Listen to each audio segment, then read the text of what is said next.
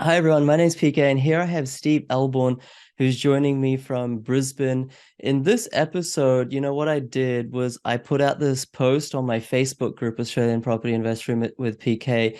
And what we did was I was like, I really want authentic, grassroots, real stories from real investors to achieve three things for my audience. One was inspiration, like to kind of G you up, to get you energized to buy property. The second thing was like ideation. You'll hear from Steve and so many other people, and it's like if you can just pick up one idea, one golden nugget, that might just shift your trajectory like by 2 degrees to use shipping terms, but in 20 years' time, that might mean hundreds of thousands of dollars of difference. And the third reason was realization. I think everyone, not everyone, a lot of people that try to sell stuff in Australia in the property industry, they don't actually cover the downsides of property or the struggles or hardship and the mental, I don't know, fortitude that it takes to be an investor for a long time. So ideation, inspiration, and realization. I'm hoping that this episode will bring you just that. But Steve's I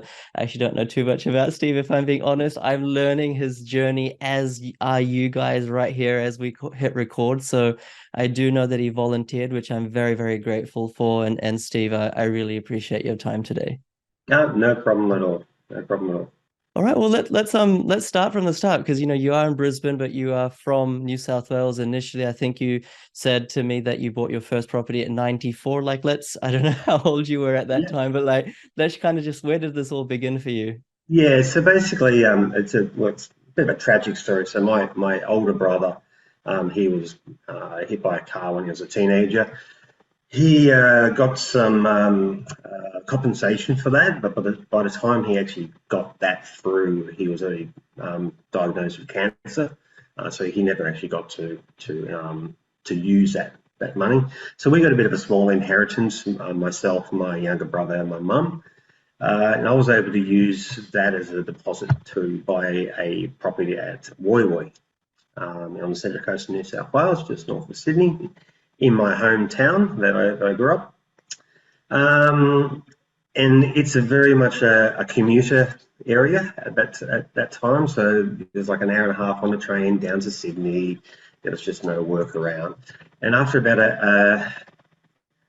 a year, I just got tired of the commute and decided to move to Queensland. I saw all the ads in the paper because back then there was no internet, so I was always seeing the classified ads like "come to bring you 5 acres in Jimboomba," and thought I'd come up here and buy an acreage property and have a horse and all that kind of thing. So anyway, so I sold the property there to a friend. Didn't make any money, and I just basically sold it for what I bought it for. Unfortunately, one of those things I wish I had kept it, because I bought it for 120. It's worth about 900,000 now. And I came up to Queensland. Just went right up until town of 1770, just looking for a place where I was going to settle, and then came back down and decided to buy in a place called Eagleby, which is near Beenleigh. Mhm. I knew nothing about the place. There was no research. The only rationale that I had was that it was in between Brisbane and Gold Coast, so I didn't know anyone. I didn't have any employment, so I thought that's a good place to start. So, um, Right. so, so I moved there, lived there for a couple of years, and then decided that I wanted to be in closer to the city. And then I moved out and rented that property, and I was doing share accommodation myself in the city. So yeah, rented that property, and then the tenants started being late on rent, and the really bad property manager. I went around for an inspection, and there was holes all, punch holes all on the wall, and you That quite was at Eagleby. eagerly, yeah. Right. Yeah, so and you could quite easily tell that the girl living there was a bit of a junkie of some Right. sort. Right. Uh, and at that stage, I bought the property there for 75,000, and that was. And at one stage, properties in the street actually got down to as low as 45,000. So it actually dropped. So I couldn't sell. And then there was a little bit of a growth spurt, I think around year 2000, in Mhm. Brisbane. There was a bit of a growth spurt, Mhm. and I was able to realise a huge capital gain of $10,000, and I sold the property. So Right. again, could have just kicked out the tenant and kept it, and but at that stage I sold it. In the meantime, not using my money management very well, I'd gone out and used equity out of the property to buy a car, Right. etc. So all these kind of common mistakes that, now listening to all these podcasts, I just like, oh yes, I've done that. So by the time I actually sold the property, I didn't really have much left there. So, and then Yeah. I was basically out of the game for, well, up until late 2020. So And just so, like, what? Sorry to interject, but I'm just curious. Like, what was it? Because you had taken equity out to buy a car. Like, why did you decide to sell that property after it had kind of gone up or started to go up around the year 2000? uh, I just back then I just wasn't very good with money. Just yeah, living paycheck to paycheck. Didn't know much about investing. I just thought you buy a house and you sell a house. I didn't really Right. know the process. Yeah. And like I say, at one stage, the actual prices in the street had actually dropped below the cost of what it actually costed to buy. Yeah. When I was actually able to sell it, pay off the loan, and get like $10,000 in on my bank account, I was like, hey, it's time to sell. So So maybe the mentality was like, oh, what if that drop or that crash in prices happens again? Let me just sort of get out while I can, while I'm yeah, yeah. still And, above and water. again, and again, now it's like I just would have wish I would have held on to it. Yeah. Uh, like again, I'm looking on all the different websites. It's worth probably about 450, 500 now. So You and live and learn, live and learn. yeah, It kind of that's reminds it. me. That's it. It just basically kept me out of the game for Mm. 20 years, and that was my mentality was then like, oh well, I just have to rent. That's kind of where I was at, and I was just rented. Right, right, And my lifestyle was just traveling overseas, going out on weekends, and just kind of living for the moment. Yeah. right. And did you rent because you couldn't afford to buy a principal place of residence, or were you kind of just because of lifestyle reasons you wanted to travel around, travel the world, just be more flexible, not have any debt? Yeah, it was really just getting the deposit together. Right. Again, money management was probably one of the issues, and just spending it on going out for the weekend all the Mm. time, Yeah. and going like I used to travel overseas probably 2 or 3 times a year, Okay. and just I enjoyed myself, Yeah, uh, yeah. but I just I wish I had saved a little bit more back then and got started, but yeah. Yeah. And I caught you before you were saying that you were listening to lots of podcasts recently, which is obviously fantastic. I'm just curious because I genuinely don't know. Back in the 90s or even the early 2000s, was property investing like quite popular? I don't know how to use that word properly, but like obviously right now, I don't want to say everyone wants to become a property investor, but I know stretch of the imagination, do they want to do that? But everyone knows of property investing. Everyone knows of the merits of property investing. Some people can be, some people choose not to be, but at least it's a legitimate way to get ahead.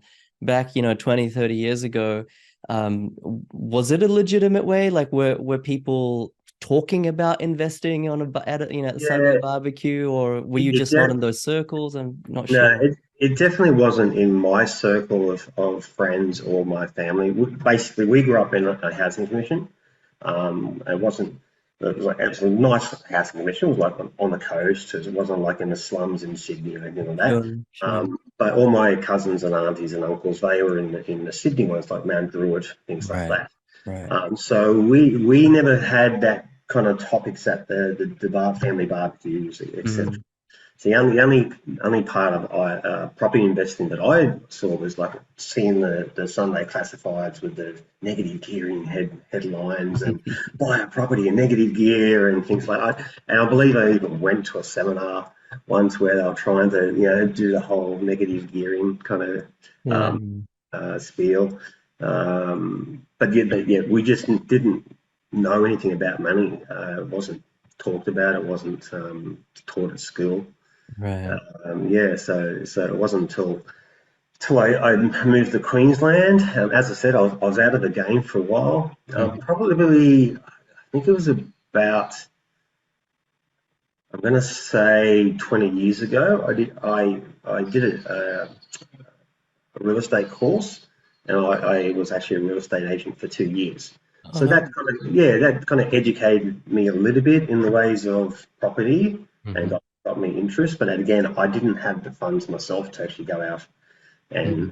and purchase a property. Right. Probably say I wasn't a great agent. I didn't like the cold calling. That was like the showing the people houses was great, but the actual cold calling was I hated it.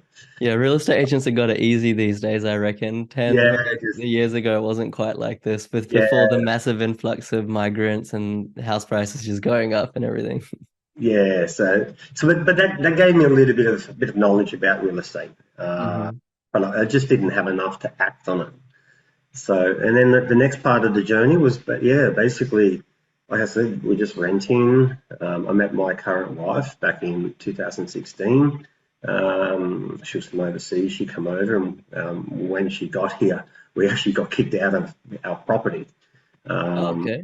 yeah, bad story. I invited a person from my work to stay at my property because he was in between houses. And I went overseas 4 weeks later. I come back and found out that he was actually a bit of a meth head Oh no. and had trashed the property. So, yeah, so police involved. He got charged, etc. But then the real estate found out, and I was evicted from the property. Yeah. So we went from there, and for the next 6 months we lived in this little granny flat underneath a house. And like it was like I don't think it was even a legal room, Hmm. but it was just a little place that we could have by ourselves.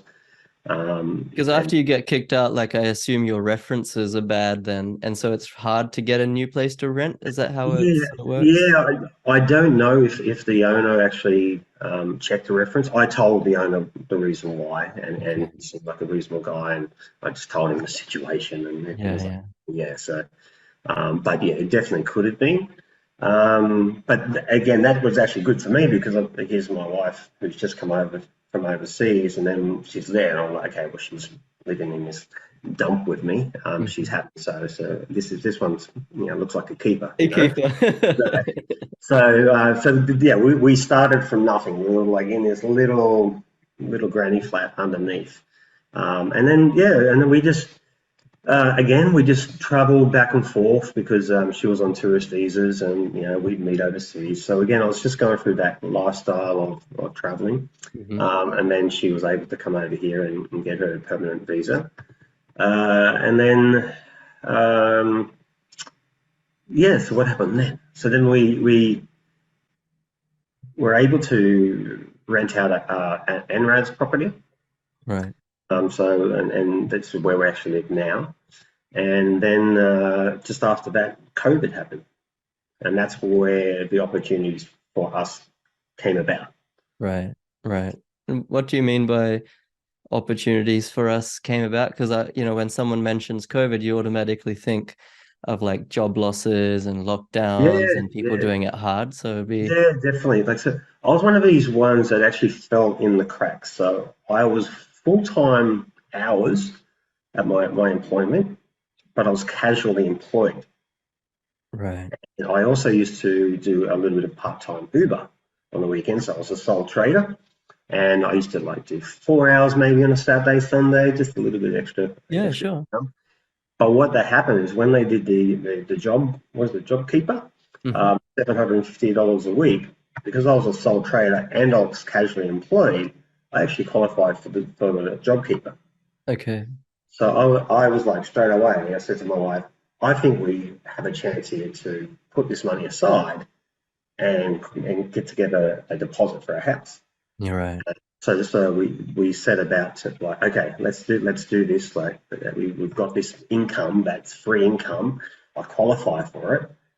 Let's just pull that money aside. We started really tidying up our bank accounts, just cutting out all the unnecessary spending, and just putting money aside each week. And that's when I really started listening to podcasts.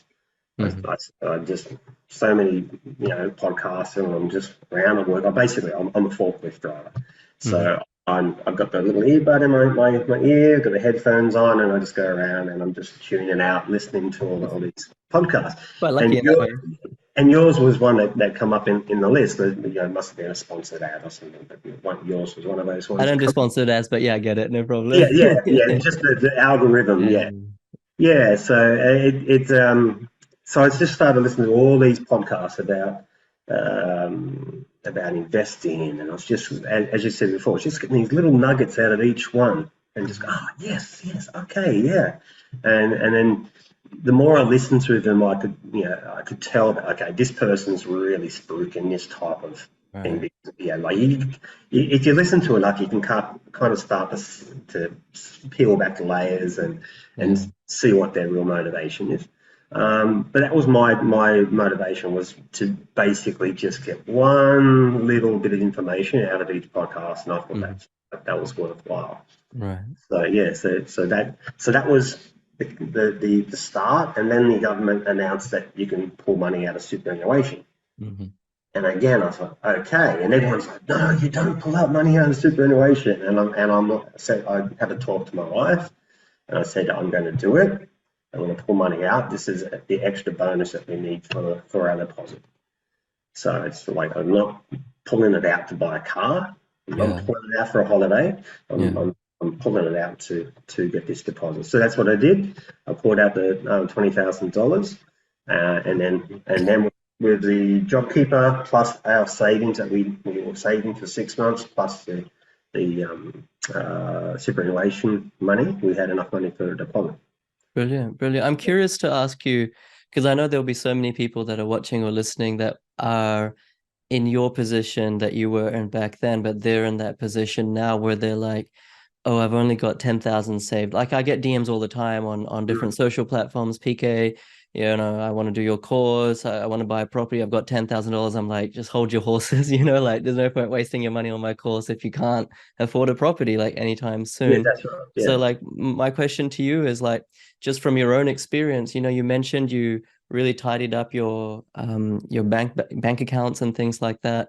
What did you kind of, I don't know if it's too personal to ask, but like what did you cut back on, like in terms of expenditure, your household expenses, so that you could, increase that deposit and could increase that savings? I'm just asking from the purpose of like trying to inspire people who are like not quite there in terms of like 60,000, 70,000, $50,000 deposit Yep. and don't really know their path to get there. Yeah, yeah, no, I did. We just cut back any unnecessary spending. So try to really reduce our takeaways, our eating out. If we did eat out, I tried to take it out some cash each week, so it didn't have all these itemized charges our statements. Right, So there wasn't like, oh look, they're going to the Uber Eats, they're doing this. So I just tried to have a little bit of cash withdrawn each week, right. and if we were going to eat out, I'd pay cash. Okay, this is for borrowing capacity, you're saying. Yeah, yeah. So that Yeah. way, it didn't, if they look down at the list, they weren't seeing 10 times of takeaway or Sure, like sure. that. So, not that we're eating 10 times a week, but Yeah. and I think we even cancelled gym memberships. I think I reduced the Netflix subscription. Just little things, just to Yeah. really reduce the spending. And I think I also might have prepaid some bills as well. So Okay. when it got to submitting the 3 months worth of bank statements, it was just a lot cleaner.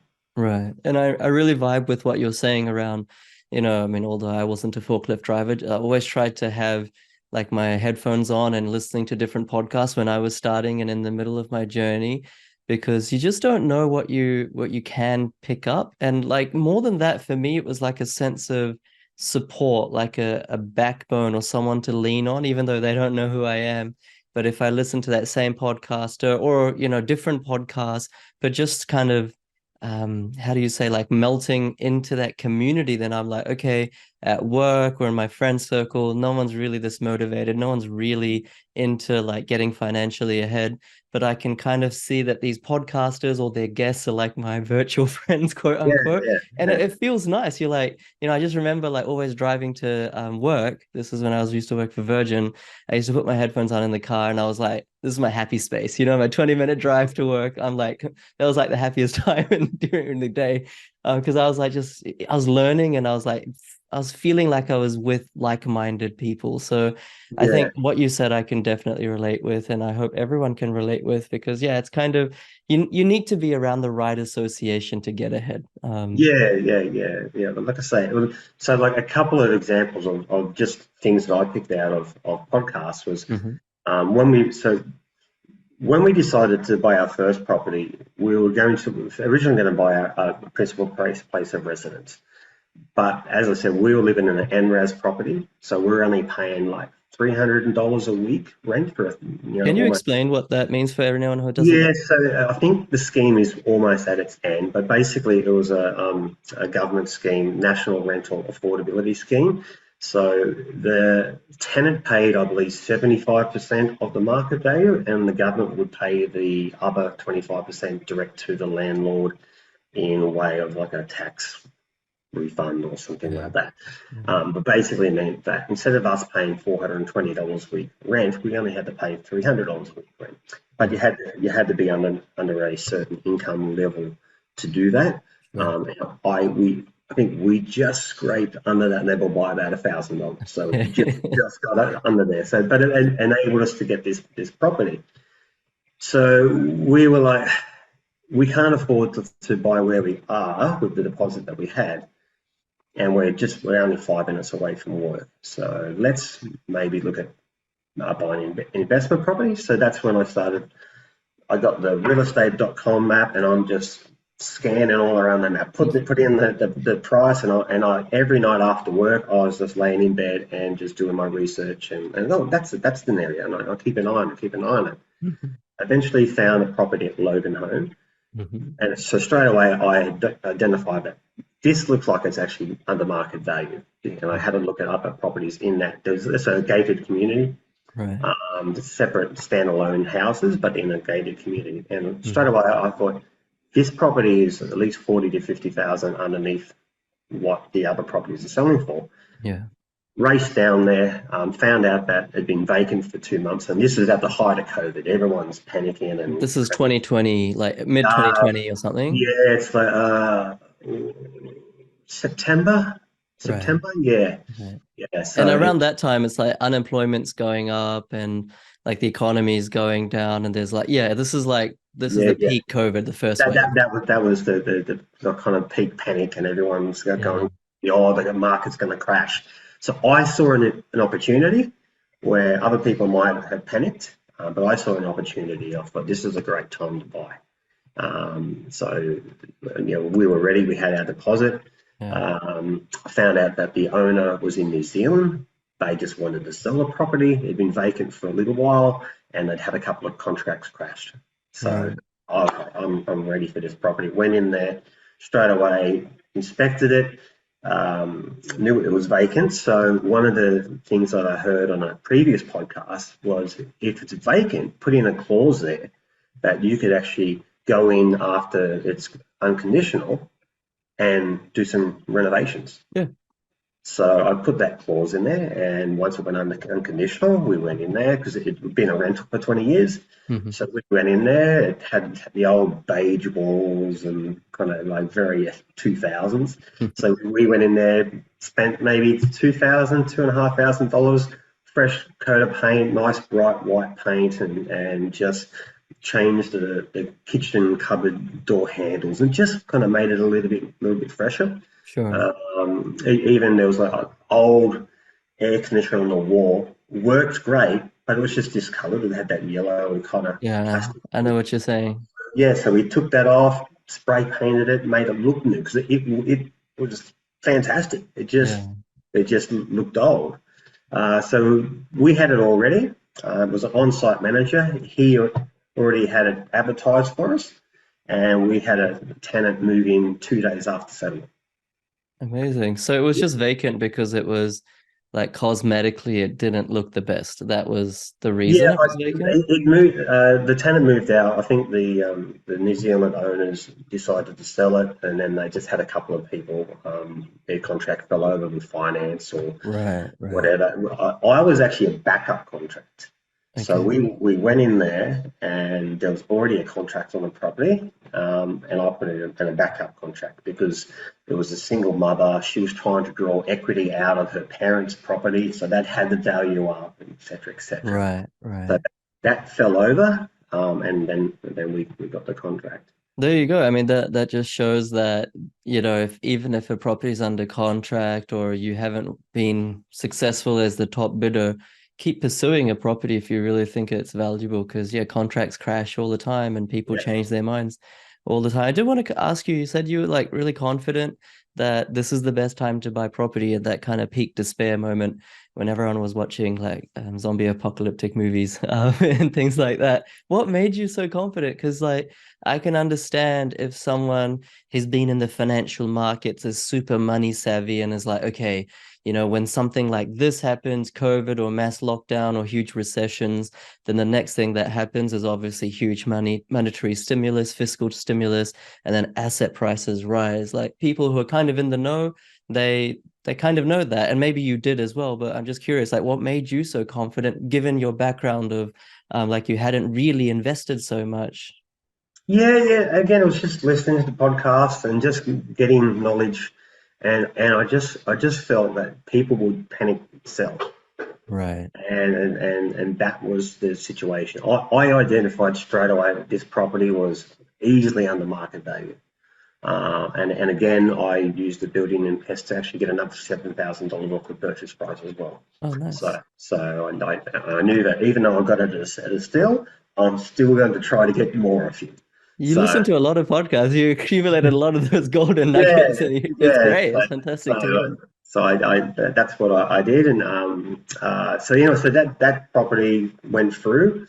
In the meantime, I was still doing more research. I was replying to different forums on Facebook about property investing, and I come across an idea about investing in self-managed super fund, Right. which I never heard of before. So I started doing some research about that. And yeah, the next step is what I actually transferred and started up my own self-managed super fund Okay. and bought a property within that. Right. Is that one in Brisbane as well? Yeah, so that's on the north side of Brisbane. That's in Petrie. Okay. Nice. Again, that was another little place that we were looking at as well.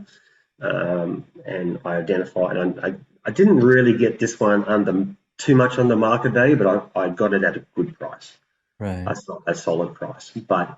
And this is the problem with like these NRAS schemes and probably the defence schemes and NDIS, etc. Um, the original owner, I think they bought the property for 360,000. We got it for 250. Wow. Yeah, 8 years later. So Okay. they were obviously sold on the big promise of negative gearing and Yeah. and they paid the developer price. But I Right. yeah and so yeah so they made a substantial loss on that one. Okay. Well, just goes Yes. to show, but try to buy established properties unless you're Yeah. developing them yourself and not just paying someone else So to that so do that that for you. so that property sold. I think it was 10 days after the other one. So I was Oh, like, no yeah. way. So you're actually doing So two almost simultaneously. yeah, pretty much, yeah. That's crazy. It's almost like, you took a break for 20 years and then you just dive right Yeah, in yeah. head first. I was like, I just saw opportunity, and I guess that's what my biggest thing is like. If you see the opportunity, take it, Hmm. and that's what I saw, and I came across different information. I was like, oh, I never expected that, and Yeah. I didn't have a big super balance. I had like maybe 110 after my $20,000 withdrawal. Right. And everyone was saying, "Oh, you need at least $200,000 to Yeah. do," and I inquired, and they said, "No, that's just like a recommendation." Yeah. And again, I'm like, well, I see an opportunity here that I could do this and buy a property. Hmm. So that's what I did. So and again, that property I got it for 250. It's probably worth 450 now. Sure. And probably the same as the Logan home one. Is it like how much did you buy that for? Do you know how much it's worth Yeah. now? So after the building and pest kind of knocked down on the price, it was 245, and it's probably worth 450, 460 at the moment. Right. And are they kind of paying for themselves? I mean, the super one you have to put in, I assume, like 30% deposit or something like that. Yeah, I think it was at 20%. 20% even under your SMSF? Yep, yep. I think Oh, it was. nice. Yeah, I think it was about an $80,000 deposit. Right. But it's all self-sufficient. That property, I'm actually paying off aggressively. Okay. So all the funds available go into that, and I'm 52 now. My aim is by the time I'm 60, it's completely paid off. So Right. the goal is to pay that property off within 10 years. Okay. So is that your strategy over the next eight or 10 years that you just want to keep these two and aggressively pay them off, or are you looking to add more to the portfolio? Yeah, so what happened next with us is that the property that we were renting, the NRES property that we were renting, the Mhm. owner decided to sell this property. So we were like, we're going to move, and Yeah. then it's like, we might be able to pull equity out of Logan Home. Hmm. So that's what we went to the mortgage. Got it, the broker, we got it revalued. Oh, okay, yeah, we've got a deposit there. Okay, and now do we have the serviceability? Our serviceability was a little bit low, and then we looked like we couldn't buy where we're living. Hmm. So we went to a different broker, and he did his magic and said, "Oh, you can offer $40,000 more." Oh, okay, so we put in an offer of 400 for the place that we're in now. Yeah. Again, knowing that the other properties in this complex are selling for 440, 450, Hmm. and the owner accepted it. So Nice. so it was an off-market kind of deal. It didn't go officially to market. Right. So the owner accepted it, and again, it was because it was one of his NRAS property. He bought it for 387, and 9 years later, sold it for 400. So it didn't Yeah. make, and he's paid the retailer price, you know. Yeah. Yeah. Uh, so now we're in here. We have the investment property in the self-managed super fund, and the one in Logan Home. Gotcha. Gotcha. And what's the kind of dynamic with your partner, with your wife? Like, I'm just asking this once again because oftentimes there's kind of one person in a relationship that spearheads the finances, and the other person can either be supportive in the background or like a little bit antagonistic, like, oh, what's the point in taking all this risk? What was that kind of if you're comfortable sharing, what was that Yeah, kind of a dynamic in your case? yeah. Initially, she was very, very hesitant to get into debt because, and I had to explain to her about good debt and bad debt. Hmm. And then once she understood that and what it was actually going to do for us, she came on board.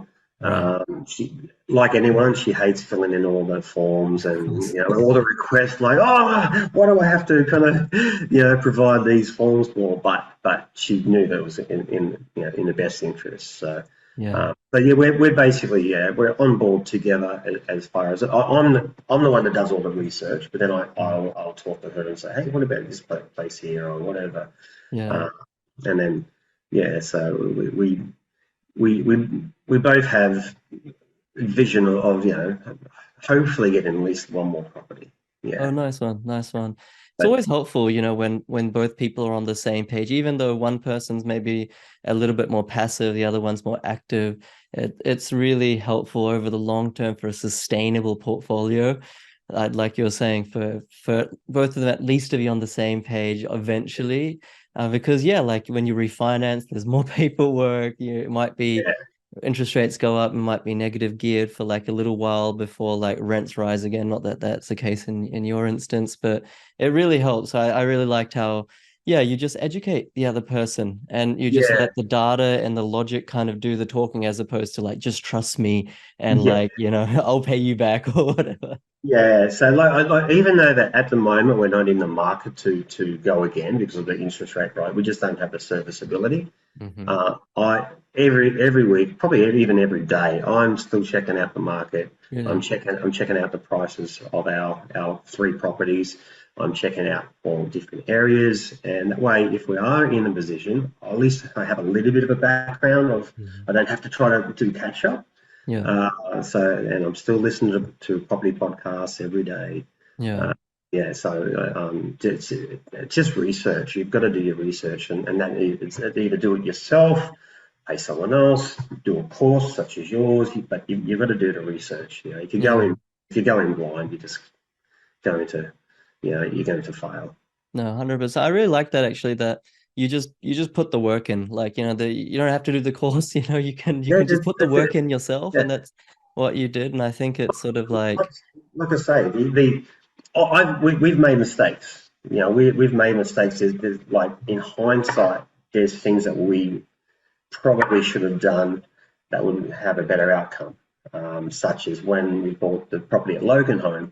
At that time, my wife was still a foreign resident, so we didn't put her on the title to avoid the foreign residence tax. mhm. But that means that if we sell that property, there's all the capital gain goes to me. Yeah. I'm the higher income earner, and I also pay child support, so it gets added onto my child support All as right. well. So it's like if we sell that property, I would actually love to sell that property right now to split it into two deposits for Right. another.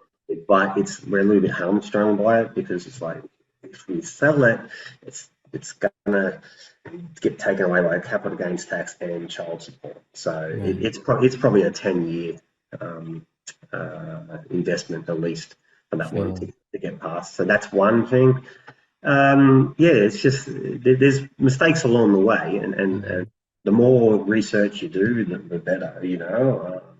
And how was your process? Because I know you said you went through a broker or two. How did you build that team around you of like the conveyancer, mortgage broker? I mean, I'm sure you got some accounting or tax advice at some point. Did you just kind of go on different forums, different podcasts, and trial Yeah, and error? yeah. Again, on lots of different forums and Facebook kind of forums and pages and self-managed super fund pages and all this type of thing, and just lots of reading, lots of research. I'm lucky that I have a lot of downtime in my position sometimes. I hope my boss doesn't watch this. Um, and yeah, so it's just all just reading and research, and if it's something you don't know, just reach out to somebody. Uh, Yeah. like if you don't know it, like get help. Yeah. So Don't guess and don't hope it's going to work out. Just ask. There's always someone that's there to help you. Like someone who's yeah, more knowledgeable. They may not be an expert, they may not be perfect, but if they just know a little bit more than you, then there's something you can learn from them. that's That, right. Yeah, yeah, it's always yeah. been my philosophy. No, that's amazing. And so are you still driving forklifts at the moment? Yes, yeah, yeah. I've Okay. got today is a day off. I only work 4 days a week, 10-hour days. So All right. today's a day off. But yeah, so that's our kind of our journey at the moment. As I said, just with the rate rises, we're kind of really but had to put a bit of a stop. It's we are feeling the squeeze. There's no doubt about that. Like Hmm. probably a lot of people, Hmm. but we don't have to sell or anything like that. But we definitely have had that talk about discretionary spending and like, do we need this? Do we need to eat out? Do we need to do these type of things? So, Yeah, right. but hopefully that'll change soon. But Yeah, yeah, nice. yeah. And what's kind of like your biggest advice to someone who, let's say, rewind back to when you're in the year 2020 or sorry, year 2000 or year 2001, year 2002, you've picked up that property, right? And you sold it and then like you didn't really do anything for the next 15 almost 20 years. For someone who is in that phase of their life, like let's say much younger, they're not sure about real estate. They're not even sure about whether real estate investing can work, or they're just treading water. Like maybe they're not really focusing on saving to build a deposit and buy their first investment or their first place to live in. They're just renting year after year after, not investing, just renting, because rent Mm. money is dead money unless you're rent vesting, right? Yeah, Like that's what's right. kind of like some words of wisdom, because you're all obviously you've been there and done that now. Something that you can say to help these types of folks. Yeah, like I say, it comes down to like if you want anything, you have to make some sacrifices. And at that time, I wasn't making those sacrifices. I was living for the weekend, living for my holidays, you know. So and it's sacrifices. Reach out, like if you have family that are able to lend you some money to get even a partial deposit to get it, that is better than nothing. There's a lot of like schemes out there at the moment for the first home buyers, etc., etc. Just if you can get your foot in the market, and like I say, we only bought a property for $250,000. So you know we didn't buy like this $1 million mansion, you Hmm. know. So we bought the best property that we could with the money that we had, Yeah. and that's like, and we were rent vesting. So Yeah. like if you're living at home as a 20 something and you're still living at home, like try to put some money away. Try to get enough deposit where you could buy an investment property, rent vest for a while, watch that property hopefully grow if you've done the research, and you've got a head start. Yeah. Do the best with what you have. Like you don't need so That's many resources. Just try to be resourceful and like just because you can't buy in the place that you live, like let's say Brisbane or Sydney or whatever, there's other places where still to this day you can buy properties under 300, 350, definitely 400K, definitely. whether it's Perth or South Australia or regional Queensland. And obviously do your research. Don't just buy and whoop whoop. But yeah, it's not, I don't want to say excuse because sounds quite aggressive, but it's really not like there's no reason just to sit on your hands. There's always properties that you can afford, provided you've sacrificed and you've built a deposit of like 50, 60, $70,000. Yeah, well, I think our deposit was $45,000. Oh, there you go. That's what we had. I think it was about $45,000, and that was enough to get us started.